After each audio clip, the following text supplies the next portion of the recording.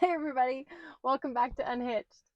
Today is my Camperversary, which means I have been solo on the road for 1 year today. Get ready because today I'm going to tell you all about the time when I went on my very first adventure. So let's go, hitch up.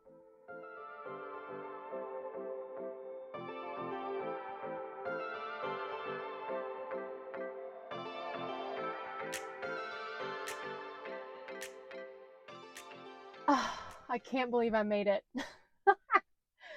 Solo, full time, on the road in this 2010 Dutchman Tada with my amazing Great Dane. I remember when I started this journey, I had other van lifers tell me, if you can make it through a year, you can make it 10.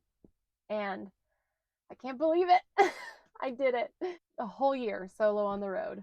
Crazy. So crazy. So today I'm going to tell you all about my first adventure, the whole story of how I finally hitched up and took off. It was the day before I left, and I remember I had checklists, everything that had to get done, everything that had to get packed, everything I had to purchase, all the things.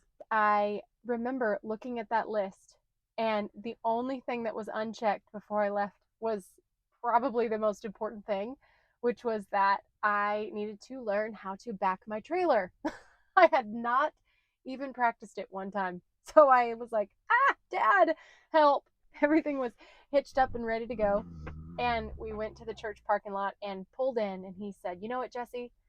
Some people get it and some people don't." It was great. We pulled into the parking lot and he taught me how to reverse, how everything's backwards when you reverse a trailer, how your backup camera does not help you in this situation, how you got to feel it and flow with it. And I learned. So I remember doing that and coming back to the house and packing everything up and hitching up the night before. I remember that night being pumped, like so excited to leave. Like nothing could stand in my way. It was like a kid at Christmas time. Woke up the next morning, said bye to the family. Where's that? What do? What are we inside of? Teacher's Kimball. Where? Teacher's Kimball. That's right. Okay, let's. Okay. Put Nashi in the car and we drove just to Kansas City. So not very far. I was going to stay with friends for a couple nights there to just kind of ease my way into road life. And I remember that night having this fear-filled evening. I was struck. The feeling felt like a magnet, like I was being pulled back into this vortex of what I knew from the past. All the lies were coming up in my brain. You can't do this. You're not good enough. You'll never make it. You'll get hurt. All the fears, they were all coming up to the surface. And I was sitting alone in the rain in that camper at night and just praying that the Lord would give me enough strength to have the courage to leave, because this was the last familiar place I was in. And I remember did not sleep at all that night and got up the next morning and had to pull myself out of the camper. And as soon as I pulled onto the highway, my heart, the sun came out and my heart started beaming. I was so empowered and so grateful. And that's when I got excited again. And it just took that extra ounce of pushing forward to get on the road. So I traveled from Kansas City to Hays, Kansas. And I decided for myself that, per my safety, because I'm solo on the road, I was not going to do the Walmart thing. I was going to spend a little extra money and book campsites. So I did. I booked KOAs on my way down there, which I highly recommend if you're just starting out on this journey and you're a female, you're alone. There is no shame in booking a KOA. They're way too expensive for what they are. They're safe, and I knew that I was not about to try to back my camper into a spot after just learning the day before. So I wanted some more practice. So I got a pull through site. I made a goal for myself not to travel more than 5 hours a day. And that is a blessing for Nash, because someone on the road told me once that one of the worst things you can do as a road lifer, someone who moves into their rig full time, is go fast. because when you go fast, you miss things, first of all, and you're constantly feeling ungrounded no matter where you are. You don't have roots, so you have to find that in other ways. So I knew it was going to be a while before I got that. So I decided to go slow. So I pulled into the KOA and got all settled and spent the night there, and then packed up in the morning and drove out to Colorado. So one thing I did when I first started my journey was to decide to go places where I knew people within at least an hour, maybe two, so that even though I was solo, I wasn't far from someone I knew. That's how I chose my spots moving forward. And I liked that decision because I knew that I was by myself, but I knew that there was someone around for safety reasons. I wasn't ready to be completely off grid. No way. So I did that. So I have this amazing group of friends. They're called my Adventure Fam. And we go everywhere together. We go travel the world together, a bunch of different places, and we just have adventures. And they are a group of people in my life that have really been there for me in this journey. My Adventure Fam was going on a snowboarding trip to Colorado, which is why I chose to go there first. So first stop after Hays, Kansas was south of Denver, Colorado, and we went snowboarding. And if you want to know more of my story about why I chose camper life, it's in my previous video. But in that video, I talk about how humility is one of the biggest lessons I've learned along the way. And snowboarding was no different. I had been snowboarding one time before this, but I had this same mindset that I did for camper life. Like, I'm good. I'm going to be fine.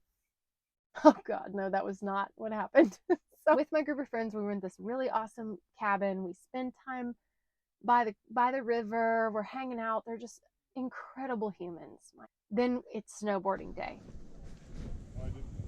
And I'm like, I got this. Everybody say what's up to the camera, like that whole concept, like tell yourself you can do it, you can do anything. No, you have to practice. Just like camper life, I had to learn how to do this. I didn't just know how to do it. Anyway, we get to the ski resort and rent the snowboards and get on the lift. And I'm sitting on the lift and I'm like freezing cold because it's snowing and sweating profusely because I'm so nervous. Because first of all, the scariest part of snowboarding is freaking getting off the lift. So, of course, I get off the lift right on my butt. And the rest of the people I'm snowboarding with are all excellent snowboarders. They're really good. And they're like, we'll start with green, no big deal. Should have done ski school. Should have done it. Should have just swallowed my pride and accepted humility and did it. Nope. Thought I was going to be able to go down that green mountain. Sure enough, didn't. I could not stand on that board for longer than like 10 seconds. And I was on my butt, over and over and over. It was miserable. And I was so frustrated because I wanted more than anything in my life to be good at it. But I wasn't good at it. And so my friend helped me down the mountain slowly but surely, taught me how to carve. I think I had like 2 crying fits on the way down. I was so embarrassed. Get down to the lodge finally, and the group had already done like 2 other runs, and we're all down at the lodge, and I walk in, my eyes are puffy. Everybody's cheering me on. You've got this, Jessie. You're so brave. I was so mad because I was embarrassed. So I remember a friend scooted over a shot of whiskey and was like, here you go.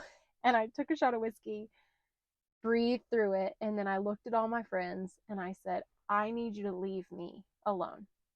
I need you to go have a freaking blast and leave me alone. I'm going to do this by myself. That was such a picture. It was like foreshadowing of the rest of this whole year. How I did not know until this lifestyle that I've chosen. I did not know that I need to learn things for myself and by myself usually. So they all left. I had a friend look at me and go, you are going to get back on that board. You are. Of course I am. I am. I do not quit. I do not give up. I remember I like got up, breathed, went to the bathroom, looked at myself in the mirror, and literally was like, you can do all things through Christ who strengthens you. You can do this. You just have to be slow with yourself and feel it. So I little scooted my little booty over to that bunny hill, and I went down that bunny hill at least 10 times. It was amazing. It was, and I learned, I figured it out. Now I'm still not great, but I learned how. And so part of my ad fam are some incredible humans named Baron and Elsa Ray, and they are amazing people. They did camper life way before it was cool. They have a YouTube channel. I've linked it below in the description. You have to check them out. They know how to do this life. So I stayed near them and just like got to live life alongside of them. And I went boondocking. And if you don't know what boondocking is, it just means you're without electricity, which is power, and you're without running water. You have to, either have solar power or a generator to have power. So they let me utilize some of their solar equipment. So I got to practice with solar energy and then also learn what my camper was already equipped with. So in that process, I did not know this before I left. I learned that my heater is a propane heater, so it's gas heat. So I have to have electricity to power the pilot light. My camper has a battery, so I had to learn how that battery connects to everything that's going on in here. So I had to figure out a way, when I wasn't using solar, how to charge that battery so that I could run the lights and the pilot light for the heater, because it would get down to like 10 degrees at night. Nashi and I were freezing. I'll never forget. I was boiling water on the stove. I had all my candles on at night just so that we could get some warmth. I finally had the idea, okay, it's a battery, right? I'll jump it. Power up the battery so I have enough power to light the pilot light through the night. That was wrong. First of all, my battery's dead. So I have to go into town, get a new battery. I buy a new battery, come back, and used it, and it worked. The heat worked that night. It was like freaking magic. You learn to really appreciate the little things. So I did it. I did the jumping thing, and then apparently you can do that wrong, and I reverse polarized my battery, because when I took it back into Ace, they're like, welcome back, because believe me, I have got to know those people really, really well. The battery was completely shot. Thank goodness I had a guarantee, because I had to get a new battery. Then I had to buy a trickle charger to learn how to plug my charger into the actual car, because 4Runners have outlets. So I finally figured out that process and got heat in my camper. And that few weeks that I was there in Southern Colorado, man, I got to meet the coolest people. They have a nomad community out there that is full of the most interesting humans. There's van lifers, there's people that live there that just want to be away from society. It was wonderful sitting around a fire with humans, that hearing their story of why they're travelers, why they're nomads, and knowing that I'm one of them. I did not think that I was going to find community like this. I got a new best friend because I went solo on the road. I had no idea that was possible. And I'm so unbelievably grateful. And that was just an incredible experience to meet all these wonderful people. I also visited my very first national park by myself. Took Nashi to the Great Sand Dunes National Park out near Almosa. And oh my gosh, I don't think I've ever experienced something like this before. I did not know how much I would love this till I got there. I drove in and I walked in and I got my national park pass and my national park passport. I was like, I'm doing it. I'm being that person. Got my stamps. You get a stamp at every national park you go to. It's the coolest place. All the sand congregates in this one spot right before the mountain range, and it collects, and it is the weirdest. Like, your brain is like, I don't know what's happening, because I'm standing in the middle of a desert staring at blue skies. I'm in a heavy wool coat with jeans on, staring at snow-capped mountains. It was unbelievable. It was amazing. And I put my music on, and I never thought I could go to these places by myself and enjoy myself. And we walked in, and he had the time of his life, and I could not wipe the smile off my face. I couldn't do it. And I feel that way every time I walk into a national park now. So I highly recommend it, Great Sand Dunes National Park. It's my favorite national park I've been to so far. And then I also got to experience hot springs. I've never done hot springs before. And Elsa, she kind of taught me like how nomadic life works, like when you're off grid. And so she goes, we always go, we take a day and we go to the hot springs and we get food and we chill in the hot springs. There's this amazing mineral water. It's so good for your skin and your whole body. And then they sit in the sauna and then they go take a shower. And that's how they roll. And it was gorgeous. The day I left, it was a crazy windstorm. That happens a lot in Colorado in the spring. I hitched up as fast as I could because the winds were like 70 miles an hour. It was snowing. It was crazy. And I had to take the south route through Albuquerque rather than up through the pass. And I remember as I was leaving and driving into New Mexico, reflecting on that month, just how impactful it was for me. And I did it. I felt so much joy because I did it. I didn't think I could do it, and I did it. And in that first month, that first adventure, I learned grit, humility, adversity, joy, so much packed into just 1 month that I was like, what is gonna happen the rest of the years? If you have any questions about places that I went or places that I mentioned, just drop them below in the comments and I'll get right to them. I'm so glad you guys are jumping onto my journey and hearing my stories. So thank you for all the views and all the sharing. It means a lot to me. So happy Camperversary. See ya.